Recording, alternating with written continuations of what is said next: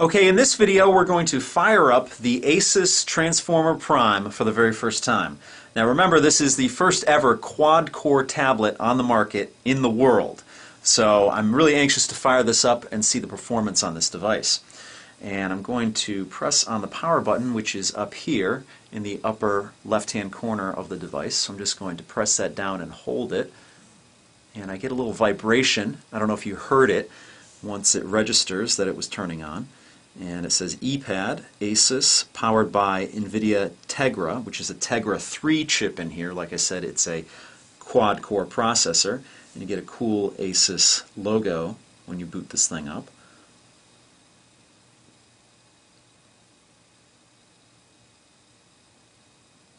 And here we go. Now this tablet has honeycomb on it, but it is upgradable to Ice Cream Sandwich. Now Ice Cream Sandwich should be coming out for this device in early January of 2012.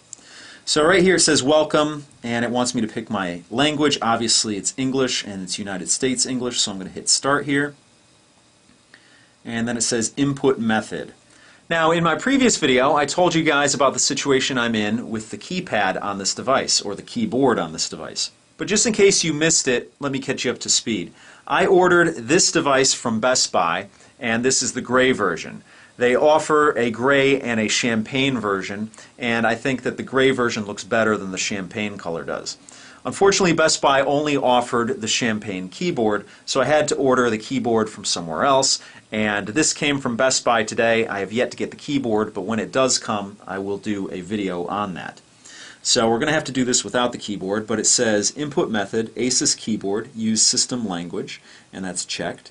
And then over here it's grayed out, it says active input methods, ASUS English keyboard, ASUS English keyboard, and one is US, one is UK, and then ASUS English keyboard Canada. So we're just going to keep this as default here where it says ASUS keyboard, use system language, and I'm going to hit next here. Okay, that last part I edited out was because the device wanted to log into my wireless network. I logged into my wireless network, and this is the next screen that comes up. It says use Google's location service. Google's location service uses Wi-Fi and mobile networks to provide apps with your approximate location without using GPS. You can change these settings later with the location and security and Google search settings. Right here, they're both checked. I will probably leave them checked, but basically what it says here, it says use Wi-Fi and mobile networks to determine my location. This allows Google's location service to collect anonymous location data. Collection will occur even when no applications are running. That's fine. And the next one here says use my location for improved Google search results and other Google services. That's fine. I'm going to hit next here. And it wants me to set the date and time. Today is the first day of winter, December 21st, 2011, and I'm going to set the time. The time is wrong here. I'm going to have to move this down, and let's see how I do this.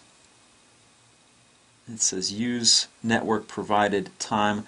Actually, I'm just going to leave that on. You could change it, but I think this is going to set it automatically. So I'm going to use the network provided time and see how that works. If not, I always can go into the settings and change the time. Let's hit next. And then it says here, sign in with your Google account. Many Google and Android features and services require a Google account.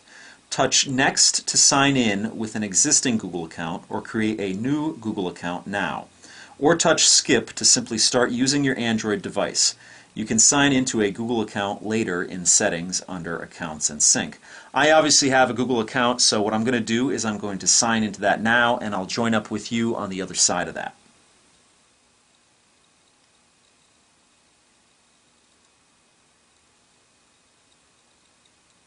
Okay, so here we go. The device is up and ready to use. The last step there that I edited out asked me if I wanted to sync this device with my Google account. So basically any apps or anything that I have associated with my Google account would be uploaded on this device automatically. So I chose to do that, and now the device is ready to use, and you see some of the characteristic ASUS flavor on this device, such as the background.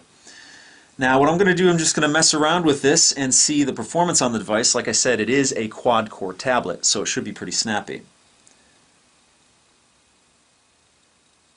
The swiping is pretty cool. And what's this? My Zine here. There's a lot of apps on here that look new to me. So we will be exploring this device a little more in depth in future videos. But if you're familiar with honeycomb tablets, this is a characteristic honeycomb tablet with a couple of ASUS spins to it. Let's go into the app drawer here and see what we have available here. @Vibe Music is new, App Backup, App Locker. Let's see, anything else? File Manager, Glowball. Now that was one of the games that was demoed on this device to show the power of the Tegra 3 processor. My Cloud is new. My Library, My Net, Polaris Office, Press Reader, Riptide GP. I think that's a game as well. Let's see. Supernote, Xeno. Looks like the device is updating my apps as I speak here. And of course Tegra Zone.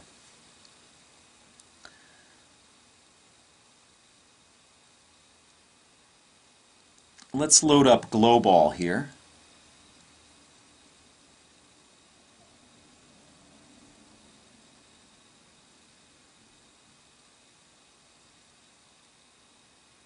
And I really can't wait to get the keyboard attachment, because then this tablet will become much more useful. But again, like I said, that's a future video. Alright, Glowball.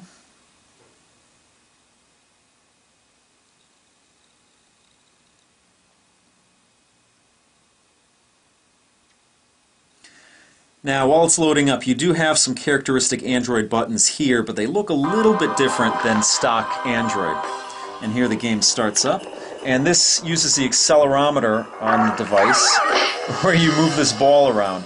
And there's really a lot of cool effects as far as lighting goes, and as far as objects. This is the first time I've ever played it, so I don't really know what the goal is. But very impressive visually.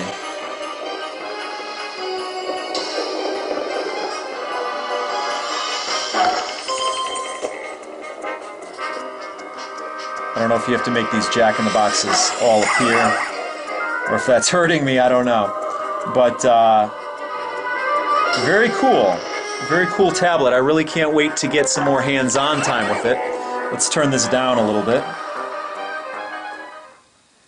And that pretty much does it for the first-time power-up of the ASUS ePad Transformer Prime. So stay tuned to my channel for more videos on this tablet. In fact, there's going to be a link at the end of this video where you can click on and see more videos that I upload on this device. So that pretty much does it for this video. I'll see you guys next time.